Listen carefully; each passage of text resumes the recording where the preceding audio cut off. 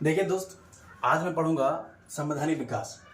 आप जानेंगे संवैधानिक विकास कैसे हुआ, क्या था ये, कैसे कैसे एक्ट आए, कैसे कैसे अधिनियम आए, कौन कौन से अधिनियम एक्ट आते हैं, उन सब की मैं चर्चा करने वाला हूँ। इससे पहले की जो कहानी है वो मैंने आधुनिक भारत के इतिहास में पढ़ा रखा है।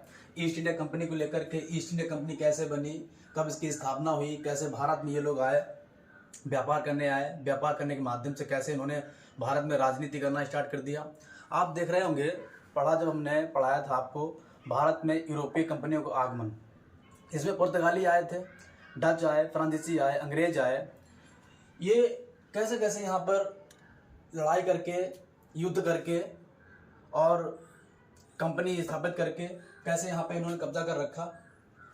तो बात करूँगा संविधान के विकास की। संवैधानिक विकास दो प्रकार से होता है भारत में, और वो दो प्रकार कौन कौन से? एक होता है ईस्ट इंडिया कंपनी के माध्यम से, और एक होता है ब्रिटिश ताज क्राउन या ब्रिटिश क्राउन के माध्यम से, या ब्रिटिश ताज कह लें, कोई दिक्कत नहीं, एक ही बात होती दोनों। ईस्ट इंडिया कंपनी क्या है? तो आप कहेंगे इसकी जो स्थापना होती है, इसकी स्थापना 1599 में होती है, और ये इंग्लैंड में ही होती है। ये केवल और केवल व्यापार करने के लिए बनाई गई कंपनी थी। उस टाइम पे ब्रिटेन में जो शासन था वो एलिजाबेथ प्रथम का था। एलिजाबेथ ने क्या किया, इस कंपनी को भारत से या पूर्वी देशों के साथ व्यापार करने के लिए एक अधिकार पत्र दे दिया 15 वर्षों का, कि आप इसमें व्यापार कर सकते हैं। 1599 की स्थापना होती है, और 1600 ईस्वी में यानी कह सकते 31 दिसंबर 1600 ईस्वी को एलिजाबेथ ने इसको अधिकार दे दिया। एलिजाबेथ ने, ये वहाँ की सम्राट थी ब्रिटेन की, ये होती है ब्रिटेन की महारानी, होती ब्रिटेन की महारानी थी ये। इन्होंने इसको अधिकार दे दिया, अधिकार पत्र दे दिया, साइन कर दिया एक तरह से, मान लो व्यापार करने के लिए। ये हो गया। अच्छा, यही ईस्ट इंडिया कंपनी जब भारत में आती है तो इसके अनुसार क्या क्या व्यापार करने को लेकर के, भारत में कैसे शासन कैसे हुआ, कैसे कब्जा किया, कैसे राजनीति में इन्होंने हस्तक्षेप किया, वो सारी बातों को लेकर के मैंने बात करी थी। मैंने आधुनिक भारत में बता रखा है ऑफलाइन क्लास में। यहाँ पे आप देखेंगे कि कौन कौन से एक्ट आते हैं। यहाँ पे एक्ट देखेंगे, आप कहेंगे भाई 1773 में आता है एक रेगुलेटिंग एक्ट 1773 में आता है ये। इसके बाद आता है सेटलमेंट एक्ट।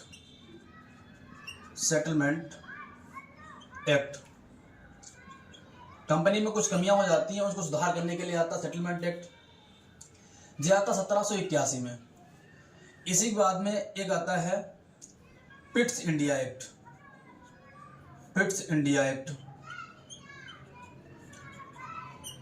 ये आता 1784 में।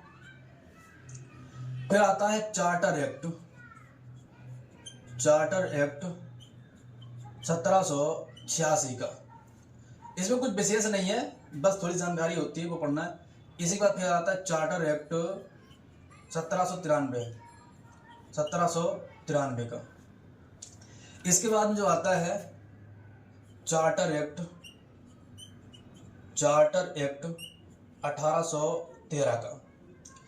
फिर इसके बाद आता है चार्टर एक्ट 1833 का। फिर आता है 1853 का। कुल मिलाकर के जो सबसे खास हैं एक्ट, वो एक होता है रेगुलेटिंग एक्ट, एक होता है पिट्स इंडिया एक्ट, एक होता है 1793 का एक्ट, एक होता है चार्टर एक्ट 1813 का, फिर 33 का और 53 का। तो ये जो 6 एक्ट हो गए, 1 2 3 4 5 और 6, ये एक्ट बहुत महत्वपूर्ण होते हैं पेपर की दृष्टि से, इनको देखा जाए। और हमें किसी भी एग्जाम के लिए यही 6 एक्ट पढ़ने होते हैं, इसके ज़्यादा फालतू आप नहीं पढ़ेंगे। बाकी इसकी अगर बात करूं, इसके बाद क्या होता है, जो शासन होता है वो कंपनी समाप्त कर दी जाती है, और जो शासन चला जाता है ब्रिटिश सरकार के अंतर्गत। अभी ब्रिटिश सरकार सीधा शासन करती है भारत पर। तो इसमें कौन कौन से आते हैं एक्ट?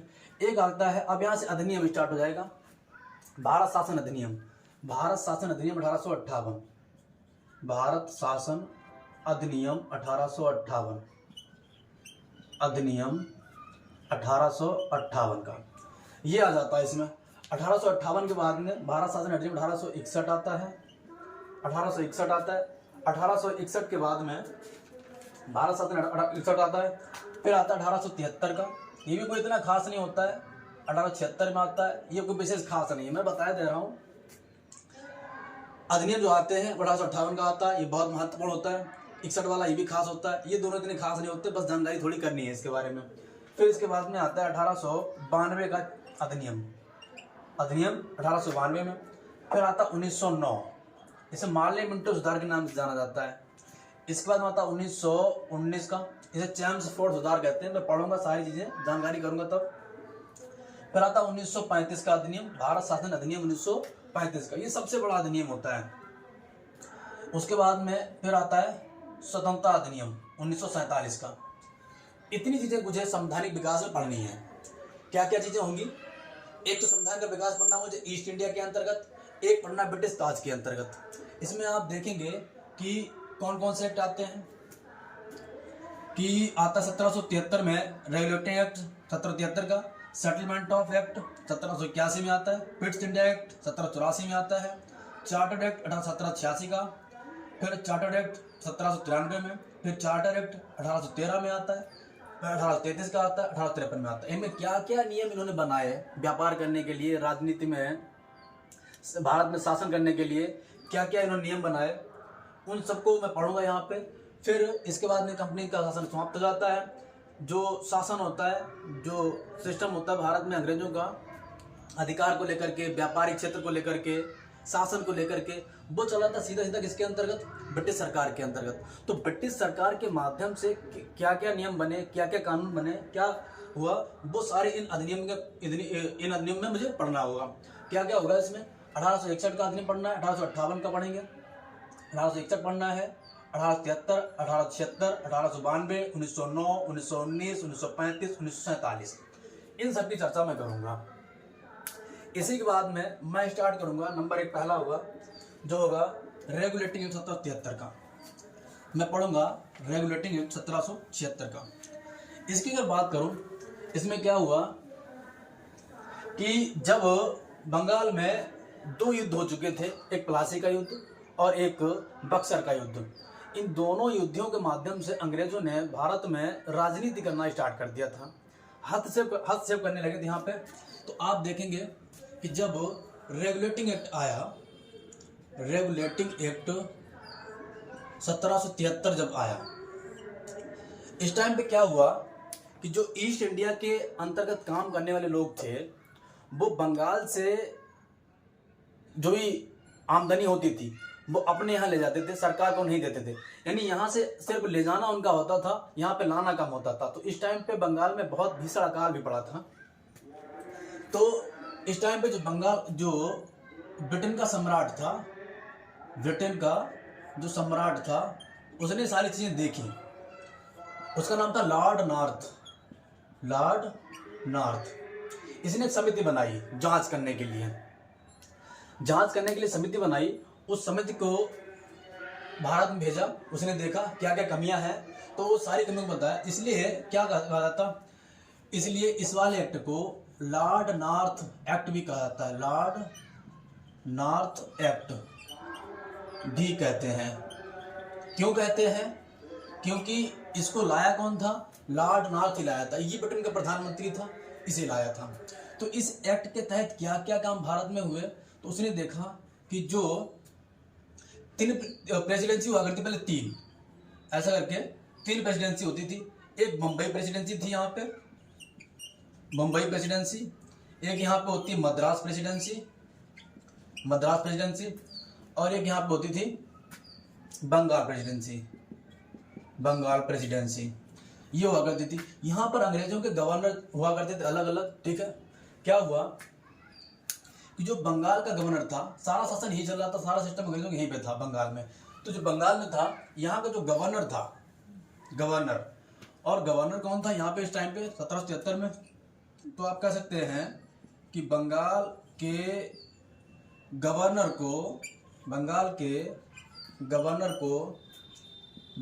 का गवर्नर जनरल बना दिया गया। बंगाल के गवर्नर को बंगाल का गवर्नर जनरल बना दिया गया, मतलब अब इसकी शक्तियां बढ़ा दी गई। जो अन्य गवर्नर थे बंगाल का, मुंबई का और मद्रास का, इनकी शक्तियां कहाँ पहुंचा दी गई? बंगाल के गवर्नर जनरल के पास में। अब जो काम होगा इसकी सलाह से होगा, ठीक है। अब देखो, बाकी पहले क्या था, पहले सब अलग अलग काम करते थे, अब इसके नियंत्रण में आ गए सारे के सारे। और सवाल ये उठता है कि जो बंगाल का गवर्नर से गवर्नर जनरल बनाया गया, ठीक है, वो होता कौन है? उसका नाम था Warren Hasting. Warren Hasting, Warren Hasting था। इसके बारे में प्रश्न बनता है, बंगाल का अंतिम और व प्रथम, आप कह सकते हैं इसको अंतिम व प्रथम, इसको ऐसे कह सकते हैं हम कि बंगाल का अंतिम गवर्नर कौन था?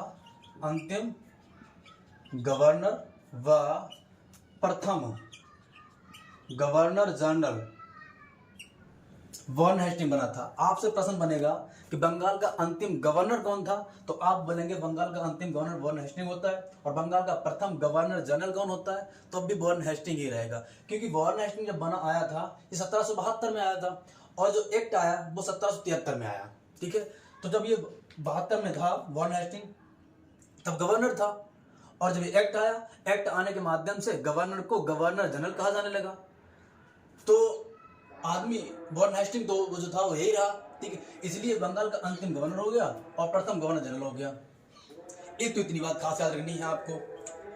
फिर दूसरी बात आपको याद रखनी है कि जब इसकी शक्तियां बढ़ाई गई तो इसने ही, वॉरेन हेस्टिंग ने 1774 में कलकत्ता में एक सुप्रीम कोर्ट की स्थापना की।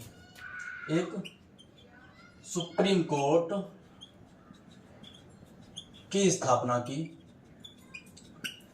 जब भारत में, और अच्छा सुप्रीम कोर्ट जब बना भारत में, ये भारत में पहली बार ऐसा था, भारत में पहली बार। अब जब भारत में न्यायिक व्यवस्था को लेकर के पहली बार सुप्रीम कोर्ट की स्थापना हुई, और किसने करी? वॉरेन हेस्टिंग ने। इसलिए इस वॉरेन हेस्टिंग को कहा जाता है भारत में न्यायिक सेवा का जनक, भारत में न्यायिक सेवा का जनक। अगर आपसे प्रश्न पूछ ले कि भारत में न्यायिक सेवा का जनक कौन होता है, तो आप बोलेंगे वॉरेन हेस्टिंग होता है, ठीक है। भारत में पहली बार सुप्रीम कोर्ट की स्थापना किसने की? वॉरेन हेस्टिंग ने। फिर पूछे सुप्रीम कोर्ट की स्थापना किस एक्ट के माध्यम से होती है, तो आप बोलेंगे रेगुलेटिंग एक्ट 1773 के माध्यम से। पूछे कब होती है, तो आप बोलेंगे 1774 में होती है। कब होती? 1774 में होती है। अच्छा, अब इसमें बनते हैं जज की। अगर मैं बात कर लूं इसमें जज कौन कौन से होते हैं, तो आप कहेंगे इसमें जज होते हैं, इसमें 4 कुल जज होते हैं। एक जो मुख्य जज होता है, मुख्य जज, उसका नाम था sir Elijah Impey. Sir Elijah Impey. आपको पूरा नाम याद रखना है। वैसे पेपर में कभी कभी इम्पे लिख कर के आता, सर इम्पे करके आ जाता है, आपको पूरा नाम याद रखना, सर एलिजाह इम्पे। जो 3 अन्य जज होते हैं, अन्य जज, उनके नाम होते हैं चेम्बर, हाइड और लेमिस्टर। चेम्बर, हाइड और लेमिस्टर, ये होते हैं 3 अन्य जज। तो आपसे अगर पूछ लें, एक प्रश्न यहां से ऐसे बन सकता है कि जब सुप्रीम कोर्ट की स्थापना 1774 में हुई थी, उस टाइम पे 3 अन्य जजों में से कौन सा नहीं था, तो 3 ऑप्शन ये रख देगा अगर के चेम्बर, हाइड और लेमिस्टर, एक दूसरा ऑप्शन रख देगा। तो आप इन 3 को याद रखेंगे, चेम्बर, हाइड और लेमिस्टर। ये कुल मिलाकर के प्रमुख काम थे जो यहाँ पे हुए थे। इसकी बात तुम्हें याद रखनी है 1773 के बाद में। एक बात और याद रखनी है कि भारत में यहीं पे अगला पॉइंट याद रखना आपको, इसी एक्ट के तहत भारत में शासन को लेकर ब्रिटिश सरकार की तरफ से या ब्रिटिश संसद की तरफ से, ब्रिटिश संसद के द्वारा यह प्रथम लिखित दस्तावेज था। इससे पहले भारत में शासन को लेकर के अंग्रेजों के, ब्रिटिश सरकार की तरफ से कोई लिखित दस्तावेज नहीं आया था। लेकिन जब रेगुलेटरी एक्ट आया, ये भारत में आने वाला प्रथम लिखित दस्तावेज था। ये हो गया आपका रेगुलेटरी एक्ट 1773 का। इसके बाद में जो आया था आपका 1773 के बाद में बात करूंगा 1784। 81 वाला इतना खास नहीं है, पढ़ना नहीं, 1784 का पढ़ेंगे।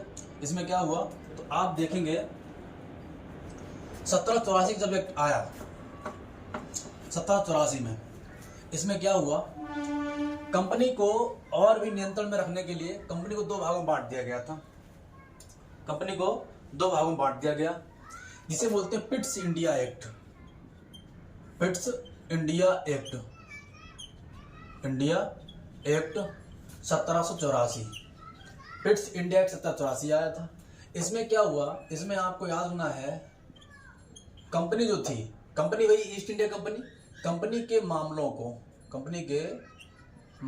को 2 भागों में बांट दिया गया, 2 भागों में बांट दिया गया, 2 भागों में बांट दिया गया। और 2 भाग कौन कौन से थे, आपको इसमें इतनी बात याद रखनी है। 2 भाग कौन कौन से होते हैं, एक होता है बोर्ड ऑफ डायरेक्टर और एक होता है board of controller. Board of controller और एक था board of director. Board of controller और board of director. Board of director जो था, ये क्या काम करेगा, ये देखेगा व्यापारिक मामले, व्यापारिक मामले, कंपनी के जो व्यापारिक मामले होंगे वो कौन देगा, बोर्ड ऑफ डायरेक्टर। और बोर्ड ऑफ कंट्रोलर क्या करेगा, ये करेगा राजनीतिक मामले, राजनीतिक मामले, जो भी राजनीति को लेकर मामले होंगे वो देखेगा बोर्ड ऑफ डायरेक्टर। और बोर्ड ऑफ कंट्रोलर देखेगा।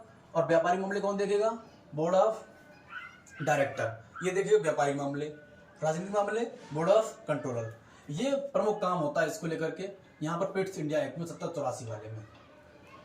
ये खास बात तुम्हें याद रखनी है। 1784 के बाद में क्या हुआ, 1786 का भी आया था एक, इतना खास नहीं होता वो 1786 का। 1786 की 1793 का भी होता है, इतना खास नहीं है। 1813 की बात करें, चार्टर एक्ट 1813, ये बहुत महत्वपूर्ण होता है। मैं ज़्यादा फालतू नहीं बता रहा हूँ, मैं आपको बता रहा हूँ बिल्कुल सॉलिड चीज़ें। अगर आप ऑफलाइन क्लास पढ़ेंगे तो वहाँ पे सारी चीज़ें आपको मिलेंगी, नोट्स में, क्लास में सारी चीज़ें मिलेंगी। बस अभी पेपर को लेकर के जो खास चीज़ें हैं मैं सिर्फ और सिर्फ उनकी बात कर रहा हूँ। आप देखेंगे कि जब ये आया 1813 का चार्टर एक्ट में क्या हुआ, जो कंपनी थी ईस्ट इंडिया कंपनी, कंपनी के व्यापारिक एकाधिकार को समाप्त कर दिया गया, समाप्त कर दिया गया। अब ऐसा समाप्त नहीं कर दिया गया, ऐसा समाप्त नहीं कर दिया गया कि वो बिल्कुल कोई काम करे ही नहीं। व्यापार तो करेगी, बट व्यापार कैसे करेगी कि अब केवल एकाधिकार मतलब ये होता है कि किसी क्षेत्र में एक ही व्यक्ति का पूर्णतः अधिकारी, दूसरा उसमें हस्तक्षेप नहीं कर सकता है व्यापार को लेकर के। तो कंपनी का जो व्यापारिक एकाधिकार था उसे समाप्त कर दिया गया। कहा गया कि अब केवल भारत के साथ कंपनी ईस्ट इंडिया कंपनी व्यापार नहीं करेगी, ये सब यूरोपियों के लिए खोल दिया गया व्यापार करना। बस इतनी बात कही गई। और फिर कहा गया कंपनी जो है 20 वर्ष तक चीन के साथ, इसका जो एकाधिकार था चीन के साथ एकाधिकार बना रहा। और किस पे बना रहा, तो आप कहेंगे केवल और केवल चाय पर। तो आप प्रश्न बनेगा कंपनी का व्यापारिक एकाधिकार कब समाप्त किया गया, तो आप बोलेंगे कंपनी जो आया था चार्टर एक्ट 1813 के साथ इसको समाप्त किया गया तहत। तो चाय के साथ इसका व्यापार बना रहा। फिर आपको दूसरी बात याद रखनी है कि इसी एक्ट के तहत क्या हुआ, भारत में पहली बार शिक्षा के लिए 1 लाख रुपए का बजट है। 1 लाख रुपए का प्रावधान किया गया। ये कोई पहली बार था भारत में कि भारत में पहली बार शिक्षा के लिए 1 लाख रुपए का प्रावधान किया गया। एक ये खास बात होती है। दूसरी खास बात ये होती है, आपसे पूछा जाएगा भारत में ईसाई मिशनरियां अपने धर्म का प्रचार प्रसार कर सकती थी किस एक्ट के तहत, तो आप बोलेंगे 1813 के तहत। तो ये भी खास पॉइंट हो जाएगा। ईसाई मिशनरियां भारत में अपने धर्म का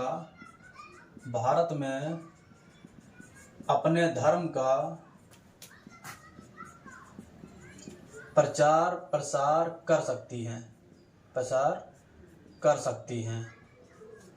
एक पॉइंट ये खास हो गया। तो यहाँ पे 3 पॉइंट ये हो गया खास। कंपनी का व्यापारिक एकाधिकार समाप्त कर दिया गया। केवल एक जगह रखा गया एकाधिकार 20 वर्ष के लिए, वो भी किसके साथ? चीन के साथ चाय का व्यापार कर सकते हैं। भारत में पहली बार शिक्षा के लिए 1 लाख रुपए खर्च किया गया। खर्च करने की बात करी गई, और बट ये यहाँ पे नहीं कहा गया किस माध्यम में खर्च करेंगे, अंग्रेजी शिक्षा में करेंगे या हिंदी माध्यम में करेंगे, उर्दू में करेंगे, फारसी में करेंगे, ये कंफर्म नहीं किया गया। खाली इतना कहा गया 1 लाख रुपए शिक्षा के लिए खर्च करेंगे हम। ईसाई मिशनरियां भारत में अपने धर्म का प्रचार प्रसार कर सकती है। एक इतनी बात खास याद रखनी है आपको। इसी के बाद में जो अगला एक्ट आता है आपका, इसके बाद में जो अगला आता है इसके 20 वर्षों के बाद में, जब ये 20 वर्ष पूरे हो जाएंगे तब जो अगला एक्ट आता है उसे बोलते हैं चार्टर एक्ट 1833। चार्टर एक्ट 1833 इसे बोलते हैं चार्टर एक्ट 1833। चार्टर एक्ट 1833 का इसमें क्या होता है, इसमें बात ये कही जाती है कि जो कंपनी है ना, कंपनी का एकाधिकार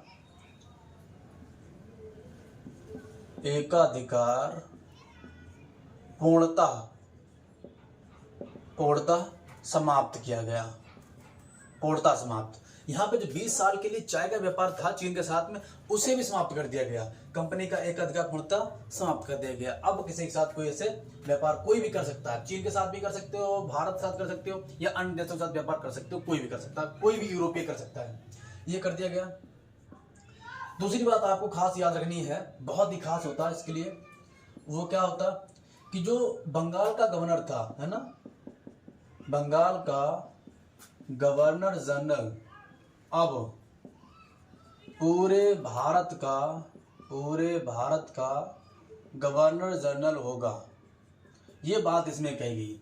वो केवल पहले स्पेशल बंगाल का ही था, लेकिन जब ये एक्ट आया 1833 वाला, इसमें कहा गया बंगाल का गवर्नर जनरल अब पूरे भारत का गवर्नर जनरल होगा। अब बात आती है कि वो गवर्नर जनरल था तो था कौन? तो प्रश्न बन के आता है भारत का प्रथम गवर्नर जनरल कौन था? तो आप बोलेंगे लॉर्ड विलियम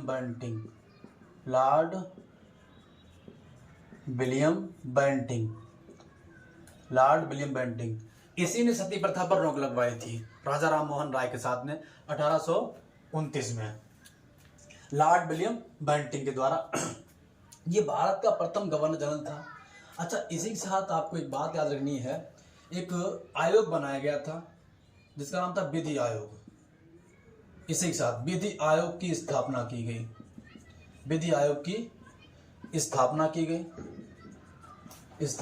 गई।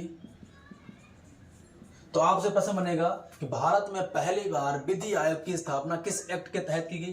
तो आप बोलेंगे चार्टर एक्ट 1833 के माध्यम से की गई थी। कब की गई थी? 1900 कब की गई थी? 1834 में। 1834 में की गई थी। अब विधि आयोग का प्रथम सदस्य कौन था? प्रथम जो सदस्य था वो था लॉर्ड मैकाले, जो शिक्षा का निषेधन सिद्धांत लेकर के आया था। लॉर्ड मैकाले ये था। इतनी बात आपको इसमें याद रखनी है, खास रखनी है। इसके बाद में जो अगला होता है वो होता है 1833 का चार्टर एक्ट। 1853 का जो लास्ट होता है मैं उसकी बात करूंगा। ये हो गया इतना। तो आप बोलेंगे 1853 का चार्टर एक्ट। 1853 का चार्टर एक्ट।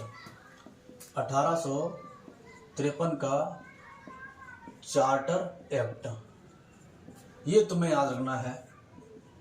इसमें भी आपको महज 2-3 बातें याद रखनी है। कौन कौन सी? एक तो बात याद रखनी है कि भारत में भर्ती परीक्षा के माध्यम से होगी। जैसे बोलेंगे इसी में क्या थी परीक्षा? ICS की परीक्षा भारतीयों के लिए। ये ऑप्शन खोल देंगे भारतीयों के लिए कि भारतीयों के लिए भी ICS परीक्षा की शुरुआत कराई जाए, भारतीयों के लिए। इसे बोलते इंडियन सिविल सर्विस। अब एक नोट पॉइंट लिखना, ये खास होता है। भारत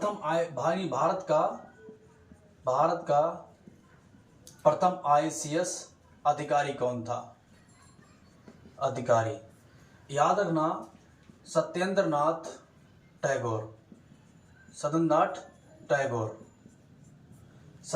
टैगोर ये थे प्रथम ICS अधिकारी भारत के। एक तो काम ये था। दूसरी बात आपको याद रखनी है कि कार्यपालिका और विधायिका का पृथक्करण किया गया। ये 2 पॉइंट आपको खास तौर पे याद करना है। आपको एक पॉइंट और याद रखना है आपको यहाँ पे कि पहली बार बंगाल में लेफ्टिनेंट गवर्नर की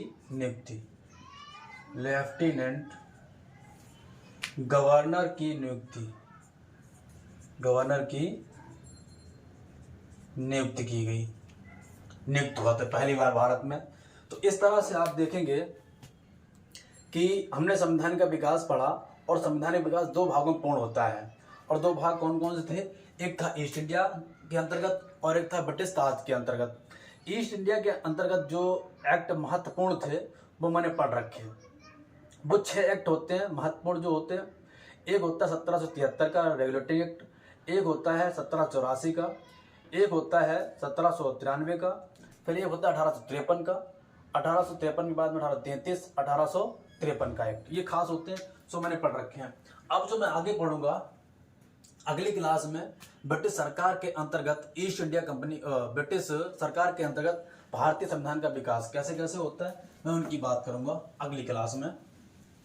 जब तक आप इतनी बात याद रखें कि वो मैंने एक्ट कौन कौन से पढ़े, तो आप बोलेंगे एक्ट जो मैंने पढ़े हैं वो मैंने पढ़े हैं 1773 का, 1784, 1793, 1813 का, 1833, 1853 का। ये 6 एक्ट मैंने पढ़ रखे हैं। 1773 में क्या हुआ? भारत में पहली बार सुप्रीम कोर्ट की स्थापना करता है वारेन हेस्टिंग 1774 में। भारत में न्यायिक सेवा का जन्म कौन होता है? वारेन हेस्टिंग होता है। ये होता है। यहीं पर क्या होता है कि बंगाल का जो गवर्नर होता है उसको गवर्नर जनरल बना दिया जाता है।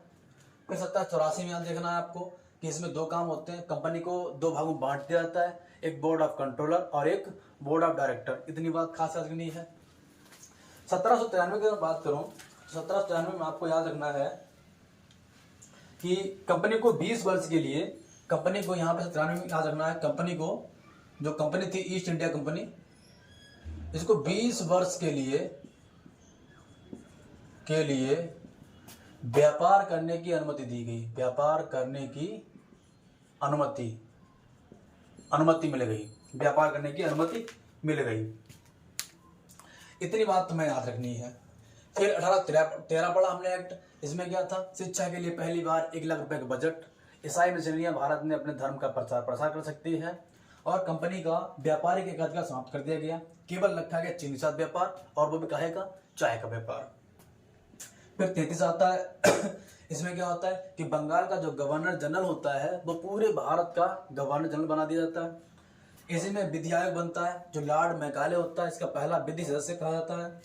1853 आता है। भारत में भारतीयों के लिए ICS परीक्षा की शुरुआत हो जाती है। यहाँ पर कार्यपालिका और विधायिका को अलग कर दिया जाता है। बाकी फिर मैं जो आगे देखूंगा ब्रिटिश सरकार के अंतर्गत संविधान का विकास, वो मैं नेक्स्ट क्लास में पढ़ूंगा। आप जो है इसको एक बार देखें और समझें।